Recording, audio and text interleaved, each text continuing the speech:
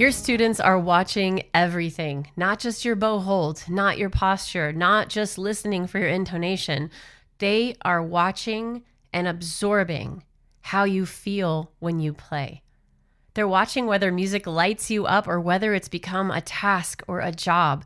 And they're absorbing your relationship with your instrument, not just your technique, but how you interact with your instrument, how comfortable you are, how fluid you are, and how happy you are to be in that space. And today I want to talk about that. Paul Rowland says in the teaching of action in string playing, the best way to teach is to live what you teach. And I'm sure you've heard something similar in tons of inspirational quotes. How we live and how we model and who we are as adults and leaders is what our students, our children, our community learns about us.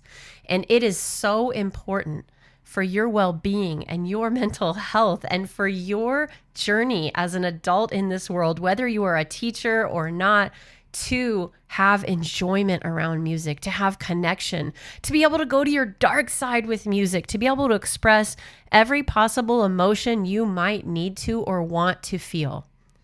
So when was the last time that you played something not demonstrated, not modeled, not played together in a private lesson, not accompanied, but actually played for yourself? And when was the last time you did that in front of someone, your students, an audience, open mic, some friends around the campfire? What did that look like? If we haven't met, I'm EP Archer, and I help committed adults play the violin with beautiful tone and confidence without having to give up music they love. And today I'm here to talk about string teachers, which I am one of them. So we are all in this together, my friends. There's a difference between demonstrating and accompanying and playing a duet with a student and modeling and actually playing for yourself. And you probably realize this. I just had a fellow teacher come and take an introductory guitar lesson with me because she's just like, I'm playing my instrument all day long. I'm playing violin and viola. I'm teaching my students. And at the end of the day, my body just doesn't want to do that again for pleasure. I want that outlet and I want to connect with music. And so when we're demonstrating, we're teacher facing, we're controlled, we're measured, we're being very careful, we're illustrating a point. But playing music is internal facing. It's present and it's expressive and it's alive and it's how we feel, and it can be messy and real. Students will feel the difference immediately if they get to see that in you. You will be a different teacher in the classroom if you do that just for yourself. And the ones that see and feel that about you understand about music what we can never teach in the classroom.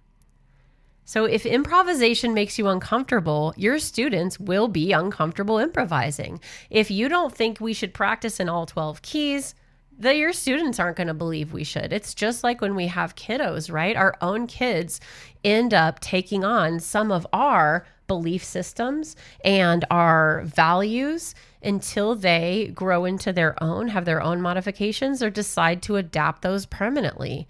If you approach improvisation, every kind of practice, and your music with curiosity and freedom, you will teach them to as well.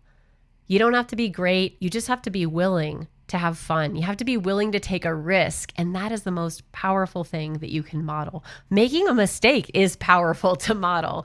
Being human, having a blast with it, and taking a risk and growing, because that's what we all came to music for, not just as a black and white A to B, achieving a standard, means to an end, checking the boxes, filling out a survey. That's not why any of us came to music. We came to music because it activates something in us that makes us feel alive. And if we don't feel alive in our personal life with our instrument or with music, our students feel that when we're teaching them. And I know that it's so hard. Time is short. Energy is short. We are piled up upon with requirements and with things that we have to do that have nothing to do with the enjoyment of music. But we made that sacrifice because we know how music can change lives, how people going down a dark path can be reborn, And we know what it has done for us in our lives, and we're willing to be a little tired sometimes, to work a few extra hours. We're willing to do that because we know it can make a huge difference. And all I'm saying in this episode is you get to make a huge difference for yourself too. You're not just an educator, you're a musician first. So the next time you walk into your classroom or get ready to leave your house for such, or the next time that you have any 2 minutes, I want you to play something for you. Not an exercise, not something you're preparing to teach, just a few notes for yourself, something you love. And if you're like my friend that took the intro lesson, you might have to just grab a different instrument to do so, to spark it, to reopen it.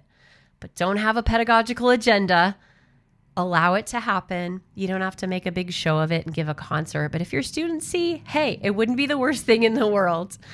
When you improvise alongside your students, you grab your instrument and you play with them, you're not just directing, you're participating in the synergy, in this cooperative mission to take a risk, to create a safe space, and to create music differently than we have before. And remember, from these other lessons, improvisation doesn't need to be fancy. It's just not on the page. Hey, I see my D scale on the page. All right, pick any of those notes. And cellos, you're going to play a D, and basses, you're going to play an even lower D. Violas, you're going to play an A. Violins, mess around, right? And then we switch who holds out the note and who gets to play the notes of the D scale. Or maybe it's just a triad. The low strings play the fundamental D, and the middle strings play F sharp, and the high strings play an A and a D octave and an F sharp up the octave. And we're just playing that.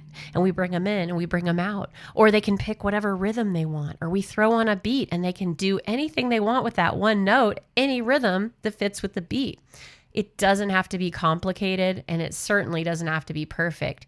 It should just be present. When you see eyes looking up at you, when you see your student smiling in that private lesson as you go back and forth, playing something fairly simple, but that we are actually engaged with. And, in a private lesson, you get to take it to the next level. Doing something simple or off the page or improvisatory means I don't have to focus on the sheet music. I can now focus on my tone, my intonation, what position I'm in, my bow hold, and the possibilities are endless. So your kids, decades later, what are they going to remember? Are they going to remember having fun, taking risks, being safe? Are they going to remember that their teacher was engaged and loved what they were doing? Or are they going to remember the exercises they played or the exact passage they had to practice 100 times in a row in their sectional? You answer that for yourself. And here's how you can try it right now in 5 minutes. Pick up your instrument and play anything you love. You can sing, you can play your primary instrument, you can plunk it out on the piano, whatever opens you up to a different place. Notice where you feel tension.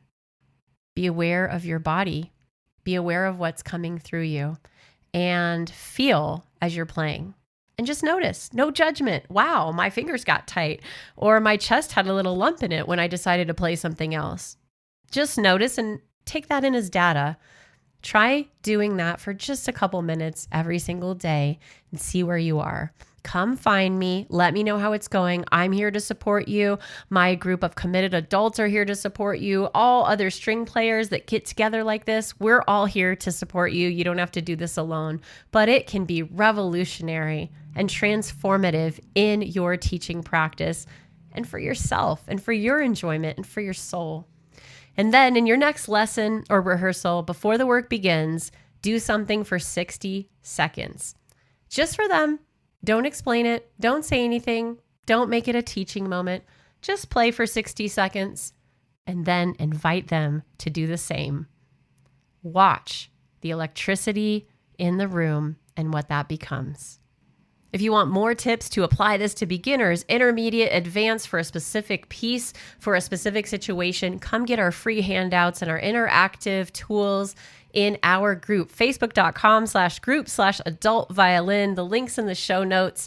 And if you personally are ready to feel differently about playing and teaching and finally have an experience that's transformative, not just educational, come find us. You'll get expert feedback, committed musicians, accountability, and actual fun. You don't have to do this alone, and your best music is on the other side of you getting to play something you love, and I can't wait to hear what it is. I'll see you there.